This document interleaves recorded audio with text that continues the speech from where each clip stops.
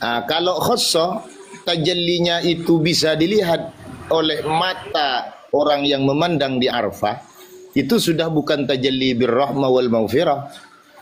Itu sudah tajalli sungguhan, sehingga mereka menganggap itu lebih hebat dari Nabi Musa.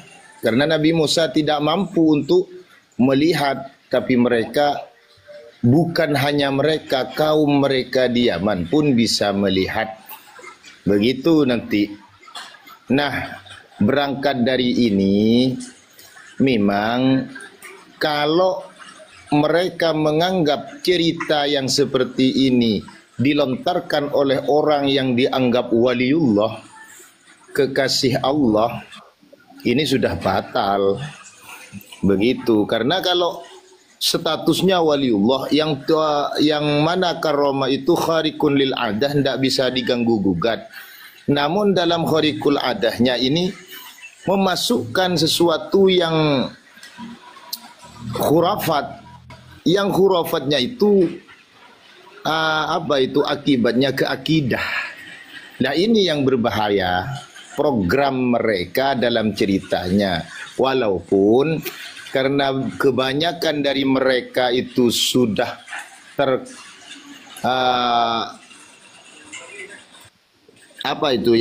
karena sudah banyak bergaul mungkin dengan ahlus sunnah wal jamaah dan terikat di sana, sehingga cerita-cerita ini tidak pernah ditampakkan secara massal, secara masif. Apakah itu bentuk taqiyah atau memang kehati-hatian agar gedok mereka itu tidak ketemu, wallahu a'lam. Begitu, itu saja. Assalamualaikum warahmatullahi wabarakatuh. Waalaikumsalam warahmatullahi wabarakatuh. Iya Pak Yai, saya pernah baca di dalam salah satu manaqib mereka. Kalau saya ada sebenarnya, cuma saya lupa itu nama dan nama Habibnya juga lupa. Pernah saya bahas dengan Fakur Rokobah waktu itu. Ternyata mereka itu berjumpa dengan Allah face to face, bahkan mengancam Allah agar jangan sampai pertemuan mereka antara Habib ini dengan Allah itu bocor begitu. Berarti kalau bocor antara salah satu dari kita, katanya begitu. Astagfirullahaladzim, sampai begitu ya.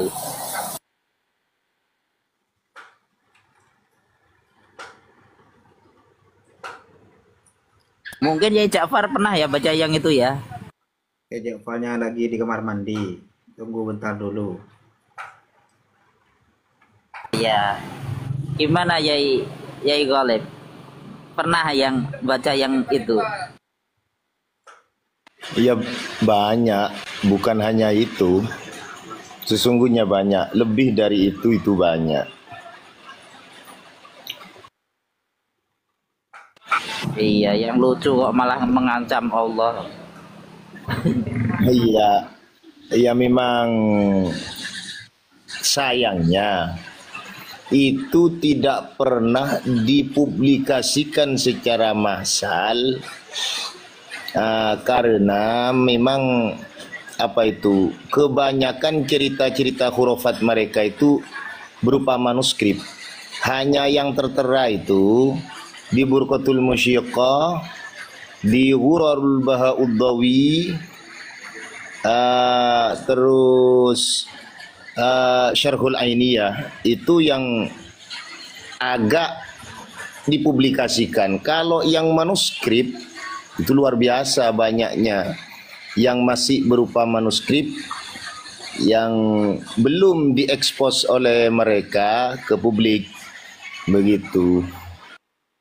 Tapi di maktabah online banyak Pak Yai. Oh, di download Al-Kaimi. Iya, sekarang ini kan sudah bukan zamannya ompet-ompetan.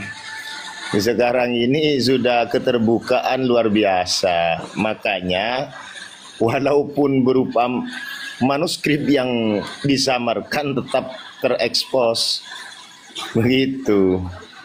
Karena mereka memang mengajarkan di antara kalangan mereka itu manuskrip sehingga tetap tertangkap oleh media massa sehingga bisa diakses di beberapa internet begitu.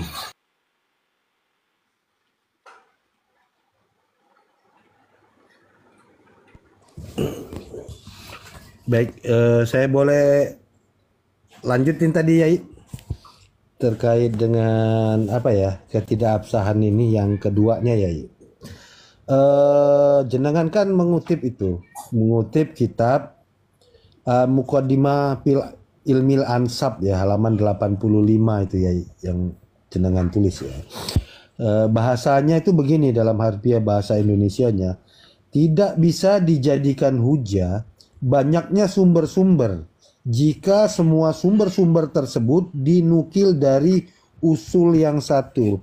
Nah, mohon penjelasan pencerahannya itu seperti apa maksud dari pernyataan ini itu ya. Terima kasih.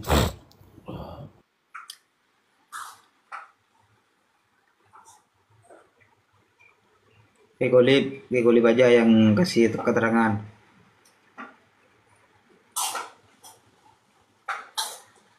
Apa itu tadi? Apa itu? Saya ulangi ya. Saya ulangi. Dalam tulisan ini ya, jenengan kan mengutip ya kitab yang berjudul Muqaddimah fil Ilmi Ansab halaman 85. Yang arti bahasa Indonesianya saya sebut begini. Tidak bisa dijadikan hujah banyaknya sumber-sumber jika semua sumber-sumber tersebut dinukil dari usul yang satu. Mohon pencerahannya ya, sama apa, kasih contohnya seperti apa itu, biar kita pembaca ini, pemirsa ini bisa lebih paham. Terima kasih.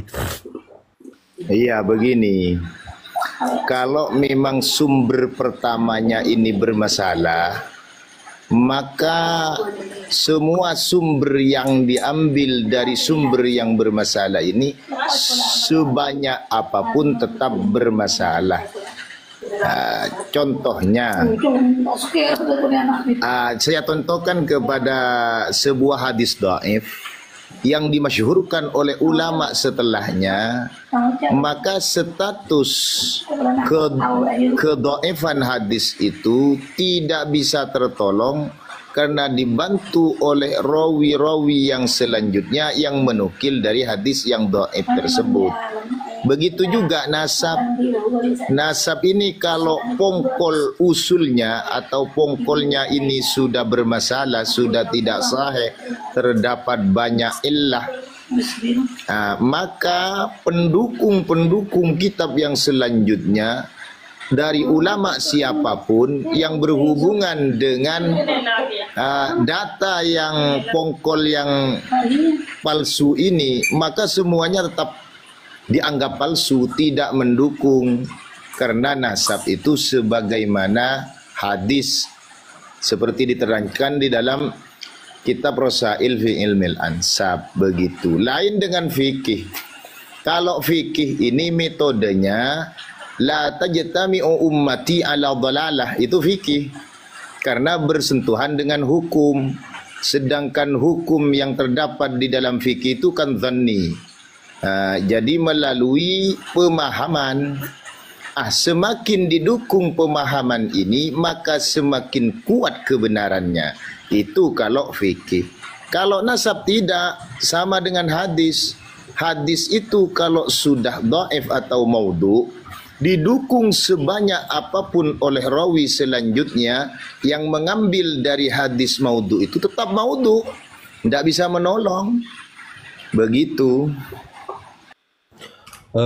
Konkretnya begini ya, kita kan pernah dengar itu bahwa berkaitan dengan persoalan nasab ini, konon katanya ada 140 kitab konon ya yang ditahqiq dari beberapa ahli nasab. Nah, yang menjadi pokok persoalannya, ketika tahqiq ataupun riwayat itu diambil dari usul yang satu, yang mana usul tersebut dari misalkan itu dari Al-Burqa, itu kayak yang dimaksud dengan kalimat ini artinya semuanya itu gugur gitu ya. Itu ya ya. Iya, betul, betul. Oke, paham. Lanjut kawan yang lain.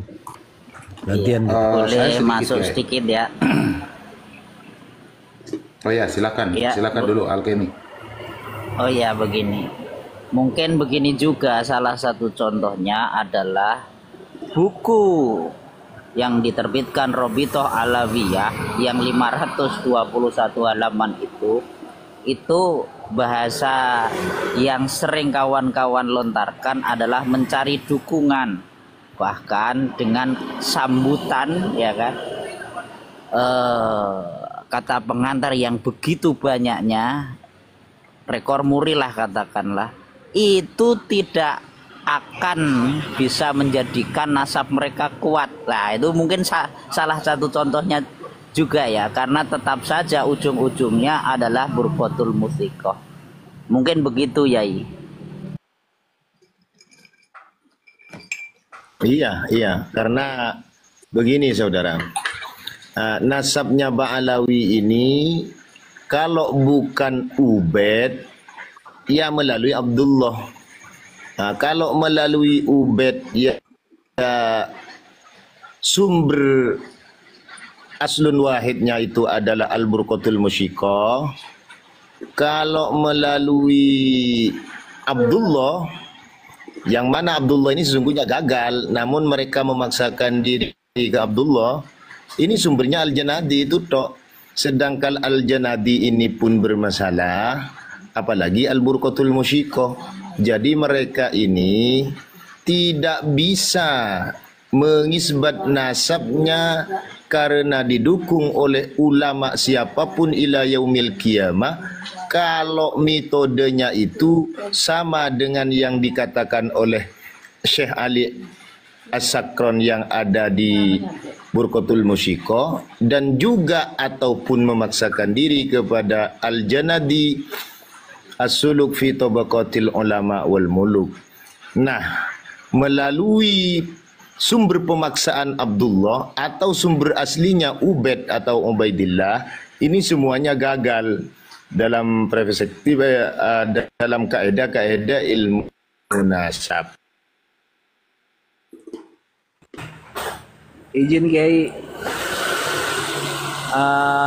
tadi menarik ketika Kiai menyampaikan sebuah hadis, la tajtami'u ummati ala dhalalah, kata ya, atau dan sejenisnya lah ya, mungkin inilah.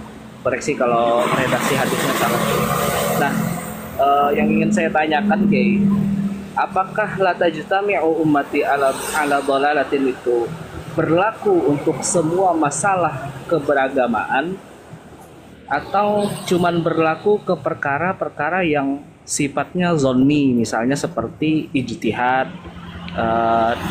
ijtihad dalam lingkup syariah ya, dalam lingkup hukum syariah, atau juga berlaku kepada perkara-perkara yang qat'i gitu. Oke, mohon penjelasan Oke. Iya begini, la tajtami'u ummati ala dhalalah ini di dalam hukum syariah itu tok, tidak melebar kemana-mana. Kalau pakai itu diartikan kepada semua lini, nanti ini malah bisa sesat, karena umat di dunia ini paling besar kan Kristen. Melalui umat Kristen ini lebih banyak daripada umat Islam. Nanti kalau semua ini dilarikan kepada la tajtami'u ummati ala dhalalah, karena semua setelah Nabi ini menjadi umatnya Nabi, baik umat yang tersesat atau umat yang mendapatkan hidayah.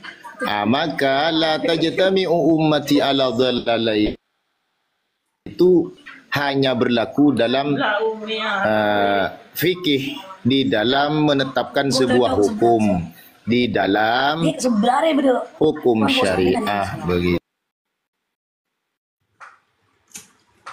Kiai. Berarti jelas ya, la tajtami'u ummati ala dhalalah itu untuk perkara-perkara yang sifatnya interpretatif ya Kiai ya. Bukan yang perkara-perkara yang sifatnya qat'i. Misalnya kayak 1+1 sama dengan 2. Jadi ketika ada orang atau suatu umat yang mengatakan bahwa 1+1 sama dengan 5, walaupun semua manusia di muka bumi mengatakan hal tersebut, itu tetap sesat ya Kiai ya.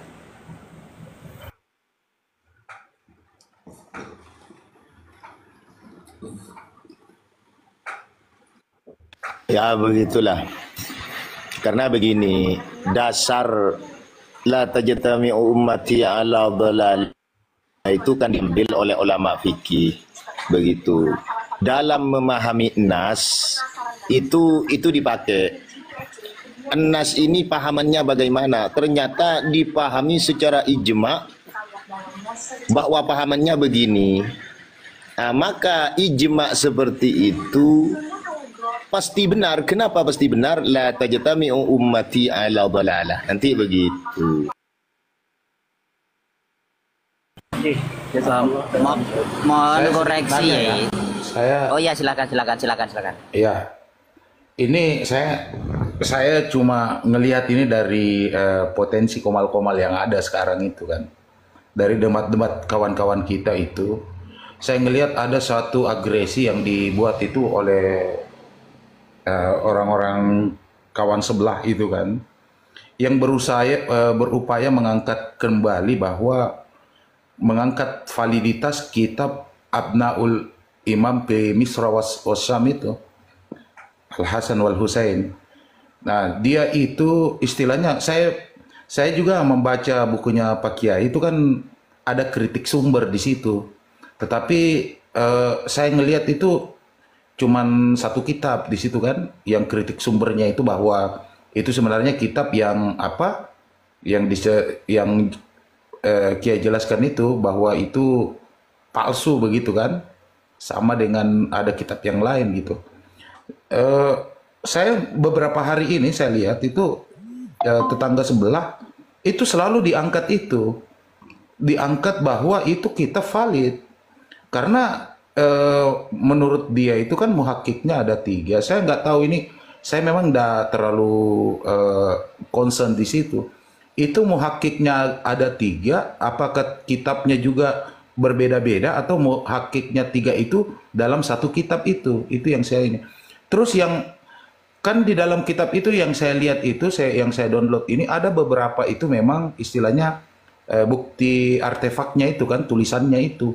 Tetapi itu kan saya nggak tahu yang mana yang bercampur di situ antara bukti teks asli yang orisinal itu dengan teks yang dibawa oleh umpamanya Ibnu Sadaqah, terus yang dikoreksi ditakik lagi oleh Yusuf Jamalulail itu kan ndak kelihatan di situ. Itu yang orisinal teksnya itu yang menurut Kiai Imad kan itu sekitar berapa, 20 halaman aja sebenarnya. Terus yang Ibnu Toba itu kan kalau menurut analisa Kiai Imad itu sudah wafat tahun 191 Hijriah kalau saya nggak salah, itu dia sampaikan. Ini sekarang ini kalau kita lihat tadi ada debat juga itu, saya sempat sebelum ke Komal ini itu juga yang dibahas. Sekiranya itu uraian itu mau dipertegas Pak Kiai, gimana sebenarnya itu kitab Abnaul Imam itu supaya istilahnya kita ini ketika biasanya kan kalau Pak Kiai sih saya yakin gampang dipatahkan, tapi kawan-kawan itu kan berbeda analisanya gitu. Tadi saya lihat itu siapa, Kiai Goib itu kayak keteteran gitu menjelaskan itu. Tafadhal Kiai.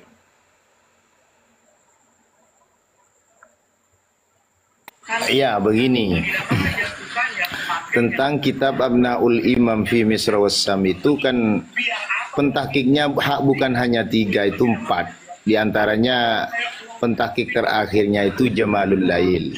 Pentahkik pertamanya itu Ibnu Sadaqah. Pentahkik keduanya Muhammad As-Safaraini. Begini, pentahkik yang terakhir itu telah menjelaskan di halaman 22 itu bahwa abnaul imam fi Misra wassam itu sudah jelas ditambahi oleh Ibnu Sodaqah. Kalau sudah jelas ditambahi oleh Ibnu Sodaqah, maka tambahannya itu kan setelah paling akhir. Tambahannya pasti yang paling akhir. Apa yang ditambahkan oleh Ibnu Sodaqah? Yang jelas kalau menerangkan nasabnya Imam Ahmad Al-Abah Al-Abah An-Nafat itu setelah saya dibaca itu mentoknya kan Abdullah. Jadi yang namanya Ahmad Al-Abah ini katanya punya putra 4, Ali, Muhammad, Husain, dan Abdullah. Begitu. Yang namanya tambahan itu pasti ditambah yang akhir. Maka yang pasti tambahan itu bisa di analisa oleh akal, ya tambahan yang akhir bukan di atas. Kan di atas itu kan asli. Berarti yang tambahan dari Ahmad Al-Abah ini sudah masuk kepada tambahannya Ibnu Sodaqah. Begitu. Itu yang pertama yang dilontarkan oleh Habib Jamalul Lail. Terus Habib Jamalul Lail ini juga mencatat ternyata Muhammad As-Safarini ini di dalam mentahqiq kitabnya Abnaul Imam fi Misr wassam ini ternyata hanya 25 halaman saja, 12 lembar kok. Ternyata halamannya setelah dicek itu lebih dari 150 halaman di Abnaul Imam. Ini bukan hanya banyak yang ditambahkan. Maka yang ditambahkan ini adalah kalau di persentase melalui temuan pentahqiq dari Imam Muhammad As-Safarini ini lebih banyak tambahannya. Karena lebih banyak tambahannya ini sudah dikuasai oleh Ibnu Sodaqah, sehingga kata Al-Kafi Al-Muntakhab itu masuk kepada masadir manhulah, sumber-sumber yang palsu. Masadir manhulah al-mutasyabihah, sumber palsu yang sudah ada keserupaan. Nah, di sini kita kembalikan kepada kaidah ilmu nasab lagi. Bagaimana komentarnya ulama nasab dalam menyikapi kitab yang seperti ini? Maka di Al-Kafi Al-Muntakhab halaman 42 diterangkan ayyara khatta nasabatin mausuqin bihi. Lafal mausuqin bihi ini oleh ulama ilmu yang menulis Al-Kafi Al-Muntakhab fi ilmin nasab diterangkan di bawahnya, falihada la budda min taqyidi hadzal amri bi quyudin. Begitu. Maka nasabah yang mausuqin bihi ini merupakan qayyid yang mengandung awalan sihhatu nisbatin nassilin nasabah.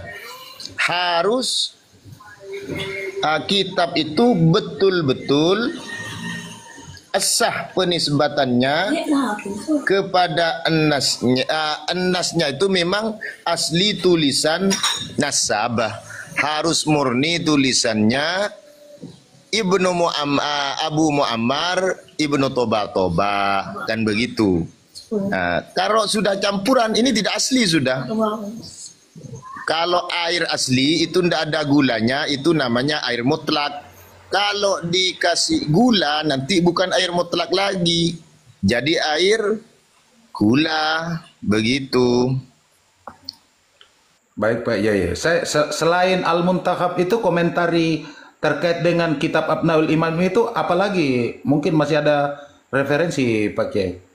Kan yang saya tahu itu memang dikutip oleh Pak Kiai kan, yang itu Al-Muntakhab itu, yang kitab abad ke-9 itu. Selain itu komentari literatur itu apalagi selain itu? Masih ada nggak yang mengomentari kitab Abnaul Imam itu selain kitab Al-Muntakhab itu? Ya, sementara yang saya temukan di Al-Kafi Al-Muntakhab Namun kalau masih menggunakan ar-rasail fi ilmil ansab nanti harus melalui penjelasan, karena nasabah itu harus tidak mudallas. Mudallas itu apa? Tidak murni. Kata Rasail fi ilmil ansab dikatakan bahwa masadir yang mudallasah itu tidak bisa dipertanggungjawabkan, artinya tidak bisa dijadikan referensi sudah. Begitu. Terus kalau Pak Sakran itu apakah ngambil juga literasi Abnaul Imam itu waktu dia membahas masalah nasab Ba'lawi ini? Ya enggak. Oh iya, berarti sudah paham saya itu. Iya, karena memang Ibnu Sodaqah ini belum lahir. Syekh Ali As-Sakran ini lahir sebelum lahirnya Ibnu Sodaqah. Jadi Abnaul Imam fi Misr Wassam ini masih asli, masih belum ditambahi. Oleh sebab itu tidak diambil oleh Syekh Ali bin Abi Bakar As-Sakran itu. Paham tuh Pak Kiai, penjelasannya betul-betul ini holistik dan betul-betul ini. Itu yang saya mau jadikan alasan itu. Siapa tahu nanti kawan-kawan kita kan banyak itu masih kurang daya jelajahnya, daya analisanya kan. Tadi itu saya lihat itu ada juga yang keteter terkait dengan itu. Jadi makanya saya ungkap kembali gitu. Makasih Pak Kiai. Saya lengkapi ya Kang Peta ya, biar konkret ini Ya, lanjut. Ini mumpung di sini. Siapa yang ingin bertanya? Mumpung di Abnaul Imam. Tadi saya tidak mau mengajukan ini, biar konkret.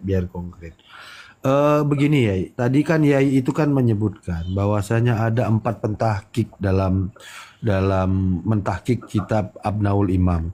Nah sebelumnya kita juga kan udah pernah itu mendengar penjelasan Kiai Iman bahwasanya Abnaul Imam ini adalah kitab yang sudah terinterpolasi. Bahwasanya kitab ini yang mengarang itu adalah Ibnu Toba yang bisa diverifikasi, kalau nggak salah Kiai Iman mengatakan di halaman 17 yang menyebutkan pengarang kitab dan wafatnya tahun 199 Hijriah atau abad kedua. Nah, yang menjadi menariknya begini ya. Kalau tadi Kiai katakan Ibnu Toba pengarang kitab pertamanya ini kan mengarang kitab dari halaman 1 sampai 25. Kalaulah misalkan kitab itu disebutkan di halaman 1 sampai 25 yang menyebutkan bahwasanya ada Ahmad bin Isa, ada Abdullah, mungkin kita ini menarik gitu loh. Oh iya, bisa jadi kemungkinan ke sana. Yang menjadi minta perjelas kita tuh di halaman itu kan udah ditambah-tambah itu ya, jadi 200 halaman. Nah kalau boleh tahu yang membahas tentang Ubaidillah Abdullah itu tepatnya itu di halaman yang mana dia? Apakah di halaman 25 ke bawah ataukah di 25 ke atasnya? Seperti itu ya, biar lebih clear gitu.